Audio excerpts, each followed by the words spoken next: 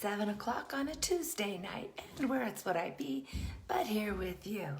DJ Stutz here with Little Hearts Academy with a terrible voice. I'm sorry. I don't know what's going on. Just life, I guess, and life with teaching little kids, and could be allergies, could be all kinds of things, but I'm here. I'm in the room I usually am in, but it's quite empty. So there used to be my sewing table over here. Right behind me would be a bookcase, and it's all gone because my house goes on the market. We're having showings this weekend, so we'll see how all of that turns out. It proves to be an interesting summer with a lot of travel and connecting with families and figuring out where we're gonna stay while our house is being built. So we're gonna have an adventure, and you get to come along for the ride. Just be sure to check in with us on Tuesday nights at 7 o'clock. But here's the key. One more week, so I'll have one more show here on Little Hearts Academy. But these lives are really more about the podcast rather than the coaching and the workshops and all of the stuff that's available with Little Hearts Academy. So I have a new Facebook page, and it's called, oh, go figure, Imperfect Heroes Podcast. Hey, and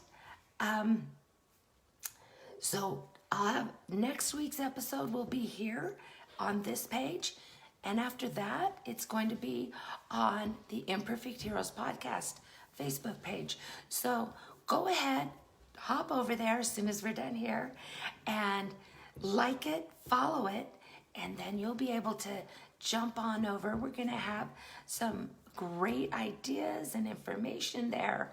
And then for the stuff that if you want to know about coaching, if you want to know about the workshops, I have another workshop that's coming up in just another week or two on having a fantastic summer and some of the things that you can do. It's really awesome, and so I'll hope you'll check that out. We'll have all of that information on this station, and we'll have our station page, but we'll have things kind of crossing over a little bit for sure while everyone's getting used to the two different pages and what they do.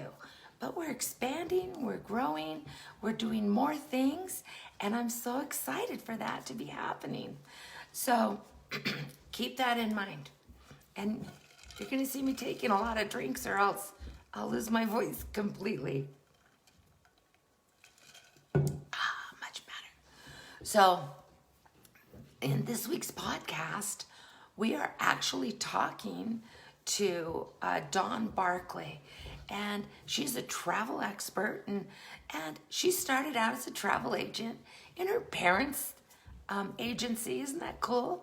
And to be able to do that with your family, and then she moved on, and she actually became a columnist on travel, and she wrote for a ton of magazines. I have here, I had to make a list because she's so well written. And so she's got Travel Agent Magazine, Travel Life, Travel Market Report, and then most recently, she's also been writing for Insider Travel Report. And she talks about just all these different aspects of travel. But one of the things that, that she's been able to connect with is traveling with kids who have some, we call it neurodivergence, but kids who process things a little bit different. So that could include kids with ADHD, ADD, anxiety, stress, kids who have OCDs, all of those kinds of things that sometimes can make traveling with little kids can be tough anyway. It just depends on where they are and how tired they are and how freaked out they are by the whole process. And so the ideas that Dawn and I talked about are really good to consider for every child. But just know that if you're traveling with a child that has a few more little issues, if they're getting a lot of anxiety about leaving home, leaving a pet, leaving their friends. Maybe they're a little scared about the airplane. Maybe they're super excited about the airplane and they are having trouble calming down to get on it and to be part of it. All of that is part of life. And when you have kids who are in that realm, you might need to kind of up your game a little more than you otherwise would. And even if you have a typical kid, I don't think any child is completely typical. We've got kids who are individuals. And so even though they may be a great reader, or they may be really good at math, or they may be super social or whatever, they all have their idiosyncrasies that, we're dealing with it, right? We're dealing with it all. And what worked with one child may not work with another. I sure found that out with raising my kids. And so they each had their own very different personalities. And I love the things that Dawn really helped us with and shared. And so I wanted to maybe share a couple of these things and talking about some of the things that you can do. And then I'm going to tie that in to my most next, or I guess my next and upcoming event that we're going to have. And it's all about the summer, traveling, setting things up, setting goals, and all of this is great.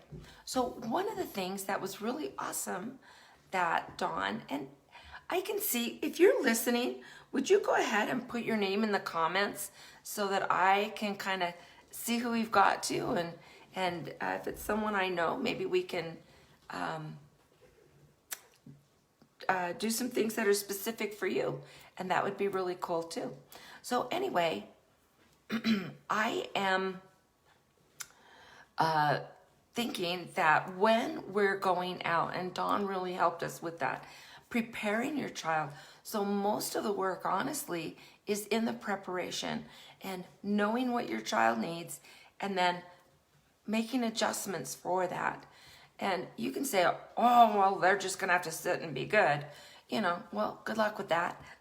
So if you just make some adjustments and some preparations, planning ahead, then there's some things that you can do that will really make the trip much easier on your child and on yourself.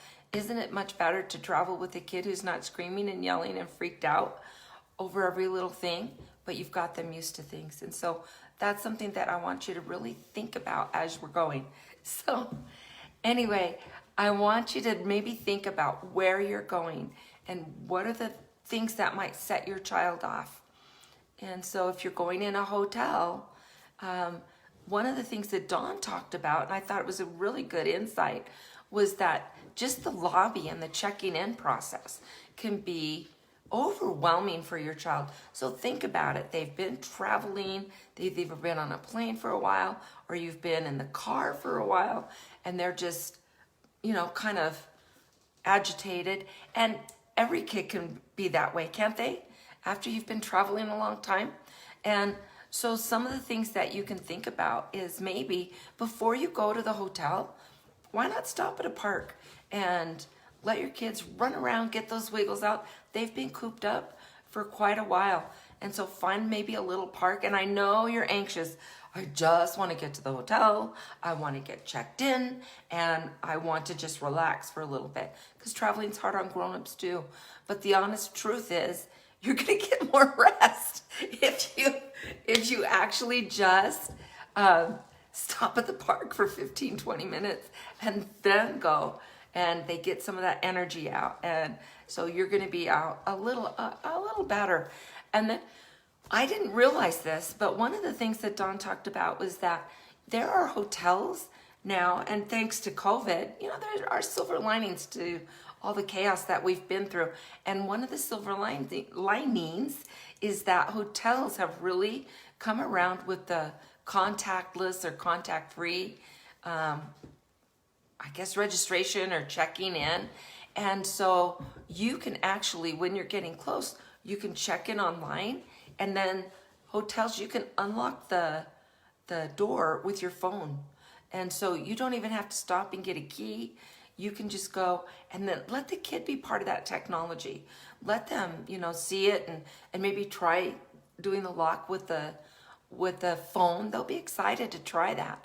And so that's something that really you can do to involve them in the process. And if you can't check in remotely, you might want to consider having your children, somewhere else. While you're at the park running around, one of the adults can run to the hotel, get checked in, get the key, whatever, and then come back. The kids have had some time running around, and then you can all go together to the hotel and just go straight to your room. And you don't have to have your kids running around and being hyper or scared or uneasy with all that goes on in the lobby of a hotel. So that's something that you can think about. But think about, what are the things that will bother your children? One of the things that Dawn talked about was maybe bringing their favorite blanket or even their favorite toy, a stuffy, something that they relate to. We were even talking, some kids just have sensory issues. So if you've got a kid like this, that, the way the sheets feel. If the sheets are different, they'll notice it and it'll bother them. Bring some sheets from home if you need to. Remake the bed. Why not? And then they've got something that is familiar and it feels right to them. And so you're going to want to make sure that you know what size of beds you're getting at the hotel, so you have the right size sheets, if that's something that's going to work for your child. And then some things that are familiar sounds. So if your child is used to having that white noise, they've got those machines that have all kinds of relaxing sounds.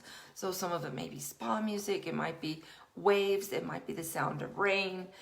Whatever it is, if you have a child that's used to that, you're going to want to bring that. The nice thing is that most of your phone can get that, whatever the sound is that they're used to. And so you can just plug in your phone so it's still charging, have that on, and then your kid has that sound that's so familiar to them. So start thinking about, what are the things that I can do to make sure that my child is going to have as much familiarity as they can. So the more involved your child is with whatever neurodivergence that they have, the more you're really going to want to think of setting them up so that they can have as many familiar things as they can. I would really try hard. I know it's vacation, but if you can kind of stick to a lot of your normal schedules, then you're going to be more successful too. Preparing them ahead of time and talking about some of the things that you're going to do while you're there. And again, if you have a sensory kid, think about, are they used to wearing flip-flops if they're going to need flip-flops, or certain sandals, or if you're up in the woods and they're going to have more sturdy shoes, you might want to start having them practice wearing them and making sure that they're used to wearing those things when, you're out. If you're planning, ooh, I love this, hang on. Hey, Noelle. So if you don't know, Noelle's my daughter, and I love her.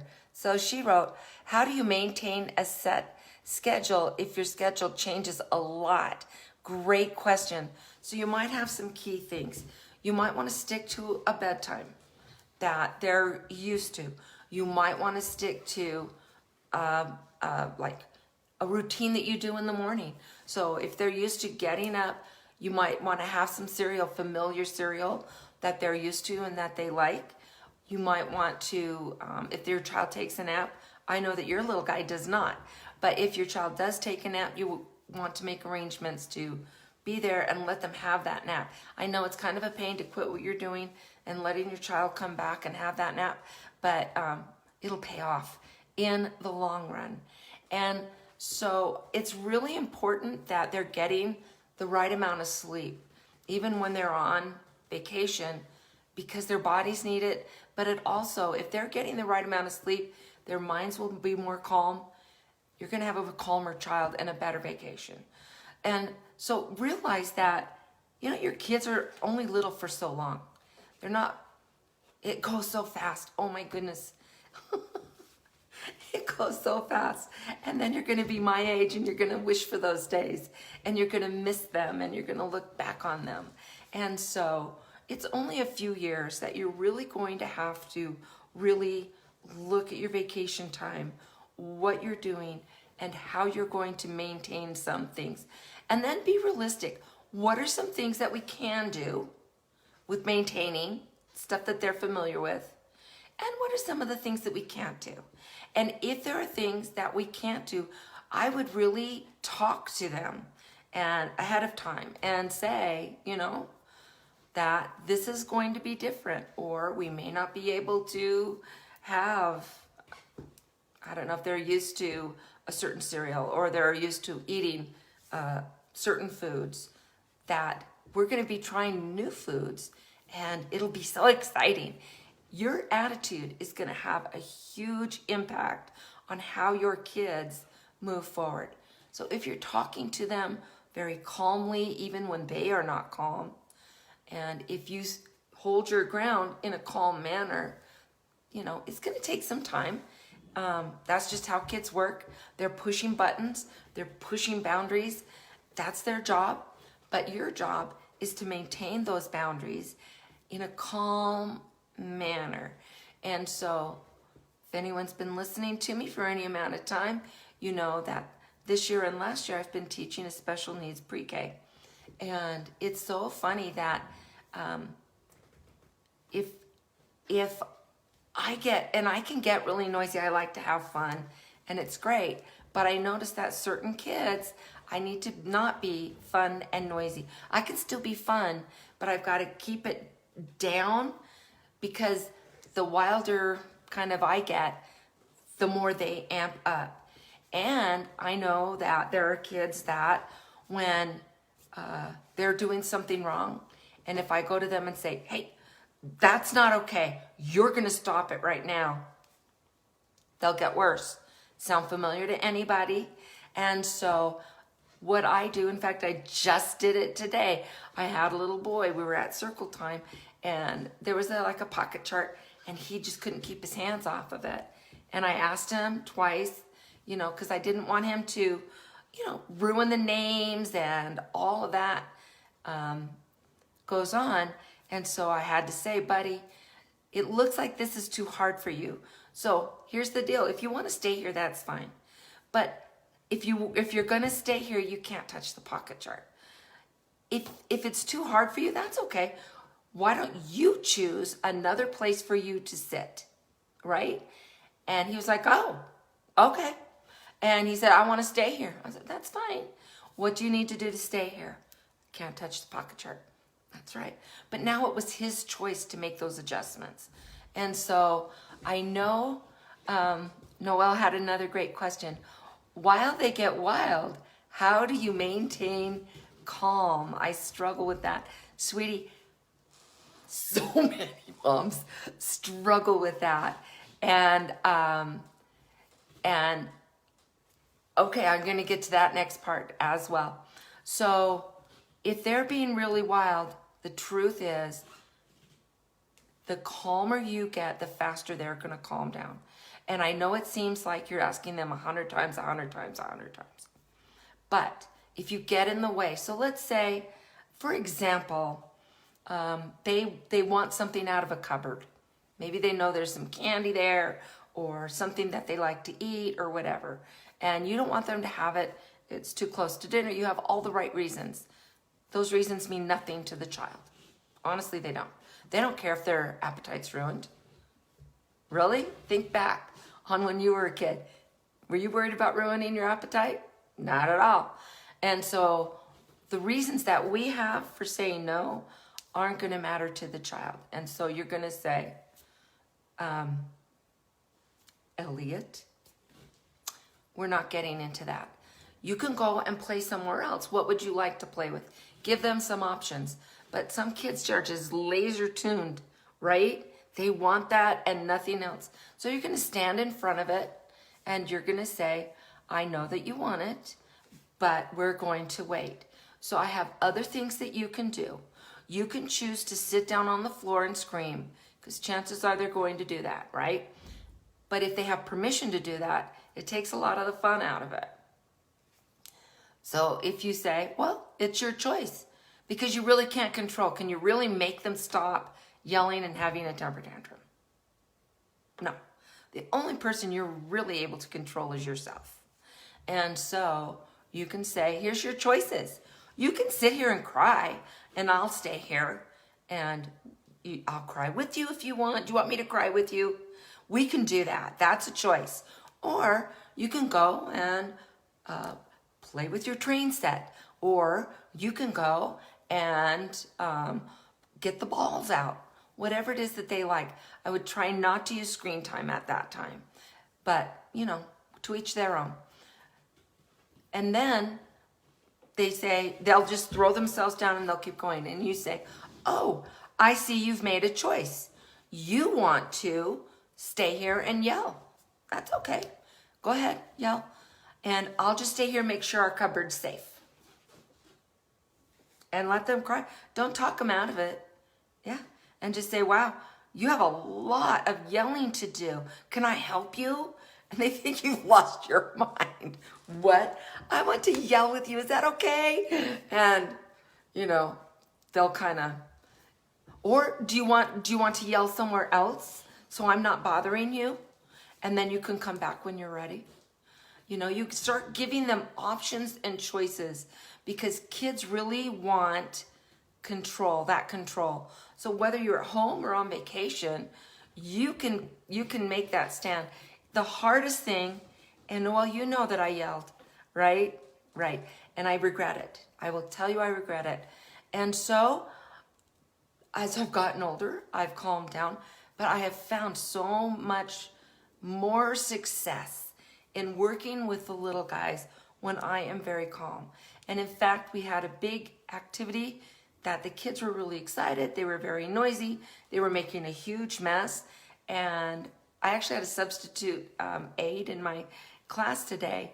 And she said, I can't believe how you handled that. I'm like, oh, I know, it got to be a mess. She goes, I know, but you were like, oh, yeah, you can make a mess, but you're going to have to clean it up.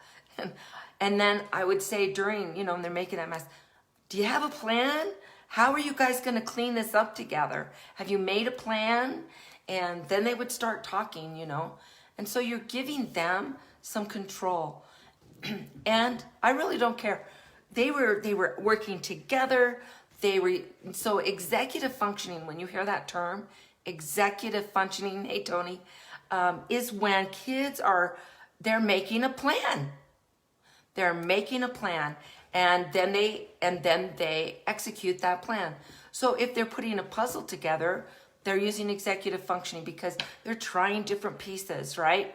If they want to wear something and you're like, oh, well, I don't know where it is. Did we take care of it? You know, then they're having to plan out, where did I put that? And we would find it easy if it was in the drawer. It's not in the drawer. So we can look for it for 5 minutes. Set the timer, 5 minutes. If you find it, great. If not, it's like, oh, our 5 minutes is up. So we're going to have to wear something else. I don't know if that helps. I'm looking at comments here. I think a huge struggle is nighttime. We have a pretty set nighttime routine, yet he is struggling. Hang on, I'm trying to get the see more. There we are. Okay. He is struggling to sleep or just stay in his room. We've considered removing all the distractions in his room, but also don't want to make him hate his room. You know what? That is such a great idea. Taking everything out. Yeah, if all he has is a bed in his room, perfect. Perfect.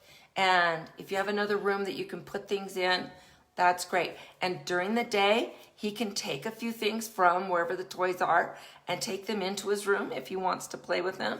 And then when they're done, oh, we're going to put them back.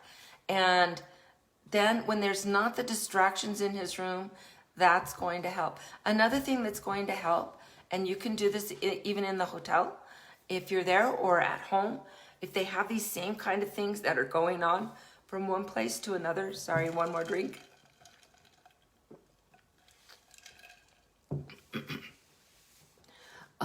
So if they have similar things happening, that's going to help them make the adjustment. What I would do is they get up. You don't need to say a word. Don't talk to them. Just take them to their room. You don't talk to them. You put them back in bed, pat them on the back, and you quietly walk out. When you first start this, let you know it's going to be maybe 100 times in that night. Not going to get mad about it. You're just going to get up, walk him back to the room, don't talk to him, and then keep going. What's interesting is I'm seeing some good questions on sleep. And I'm just talking to this lady about having her on, and she's got a doctorate in sleep studies, and I've listened to her, and I loved what she said. And actually, I see a question on what's your opinion on sleep aids or melatonin?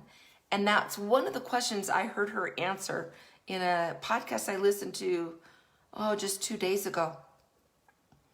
And she said that children make enough melatonin.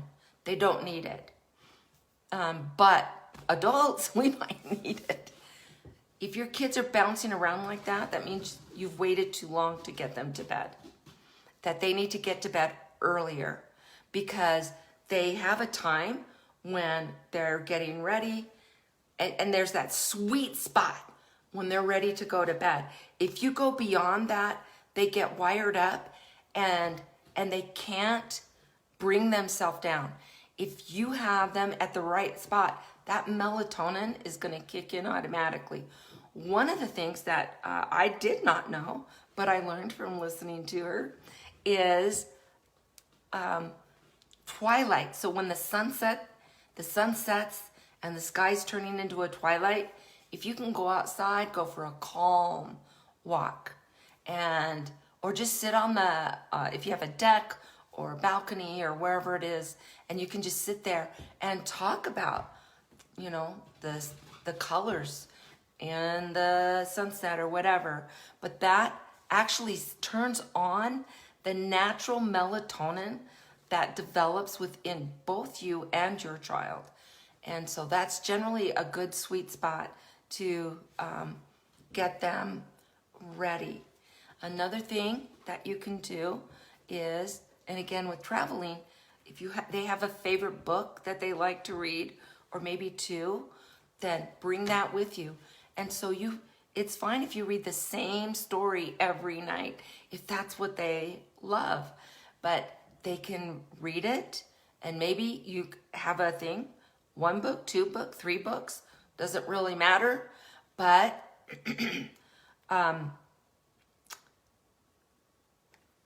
have that set thing, and then you have them count 1 book, and then how many more books? 2 more books. Okay, 2 more books, and you read 1. How many more books? Okay. And as you're getting ready, your voice, with each book, your voice gets calmer, your reading gets slower. And then she had this great idea. I've never thought of this. She said, I guess there's a certain kind of clock.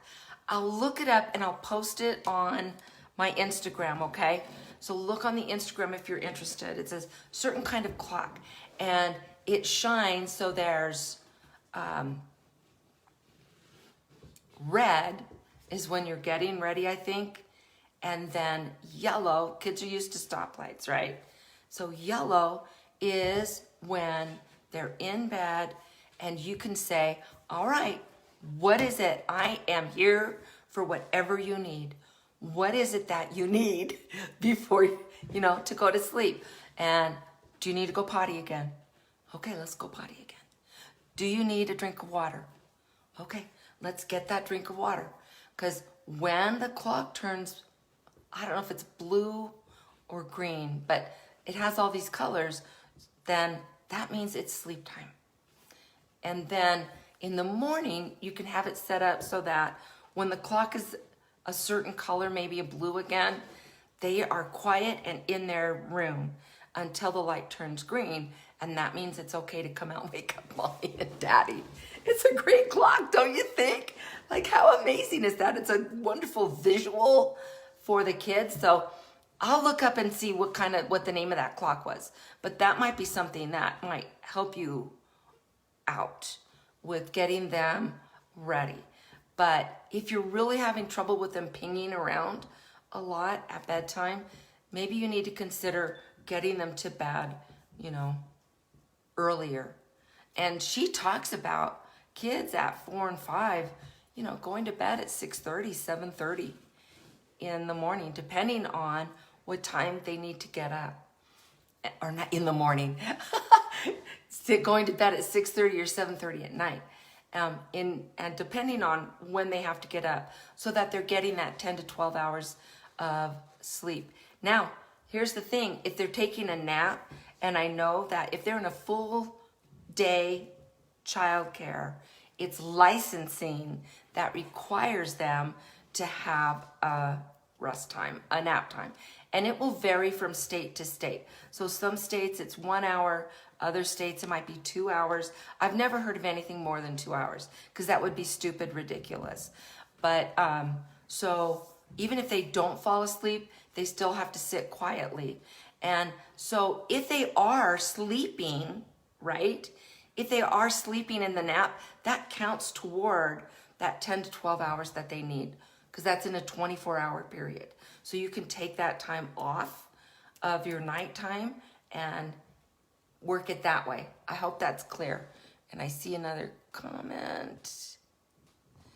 Is it normal to act like a cat animals more than he acts like a young boy? Is this at night or is this during the day? So you'll have to answer that in a minute, whenever you get around to it. And so now think about all these schedules and these things that you're doing, right? And when I get her booked, I will be sure and post that on my Imperfect Heroes page, and then on my Instagram under the Imperfect Heroes podcast, okay? So be sure and look for it there. So all day, every day. All right. Well, I'll tell you what. I'm going to give you, I'm going to email you or do a Zoom with you on that. That's something to think about if your child is acting like a different animal all day, every day. Okay? I don't think it's anything to worry that much about, honestly. Kids go through phases. So that's my general answer, but we can get more specific and I'll talk to you. So I hope, though, that you will take the time to really listen to this podcast. It's available now. And so it's with someone named Don Barclay. And listen, and it'll give you some great ideas. I will tell you that what I have coming up is it's a workshop, and it's got a ton of resources for you to get you ready for the summer, including travel resources. So that if you're traveling by car with your little guy, you can have a scavenger hunt. And so when they see something, you guys get to cross it off. And when they fill out the scavenger hunt, they get a prize, right? You can do a little map and it's not a map like you and I think of a map. It's things that you're going to see on the way. So let's say that you are driving from Denver down to Zion's National Park. So you leave Denver, we're gonna come to Evergreen. So you have a picture of the town of Evergreen or whatever. And then they can cross it. Oh, we passed Evergreen. Great. And then we're gonna come to Vail. And then before that, there's Frisco. And so you're gonna have different towns that you're going to pass, and they get to cross them off. And then when we get to the bottom, we're there. and it really helps with how much farther, how, and they get really excited about checking things off. I've got a scavenger hunt both for the car, and I've got one for air travel, if you're interested. I've also got some games for you to play with outside and sorting, and it's about insects and how to set goals for your kid. What are the things that you need to work on? Because you don't want them to lose some of the stuff that they've learned, while they're in school over the summer. And so we've got things like that, and it's coming up in about 2 weeks. I'll post it when it's all ready. I'm going to be recording the webinar this week. And so I'd love to have you guys be part of that. So again, I want you to remember that there's only one more week after this that I'll be on this page on Facebook for my lives, for my Facebook lives. After this week, it's going to go to the Imperfect Heroes page. So be sure to go over there and follow it. And then, I'm so sorry. And then you'll be able to keep up on all of those as well. So check out the podcast, follow the podcast, follow me here and on the Imperfect Heroes. You've always got Instagram, and I'm always here for your questions. Even if I'm not doing a live, feel free to post a question on any either Instagram or either one of the Facebook accounts, and I love answering and talking to folks. And if you're really interested, hi Caroline, and if you're really interested and want some in-depth help, we've got some coaching opportunities available. So to be honest, I really like the small group coaching rather than the one-on-one. It just seems like we get a lot further, and you get to see what other people are going through. You get to talk about answering questions. Caroline, I miss you. And so if you're really interested, you can just DM me or message me or whatever you're on, and I will be glad to get back with you and talk with you about that. And so listen to the podcast this week. It's really, really good. And until then, let's find joy in parenting. Good night, everybody.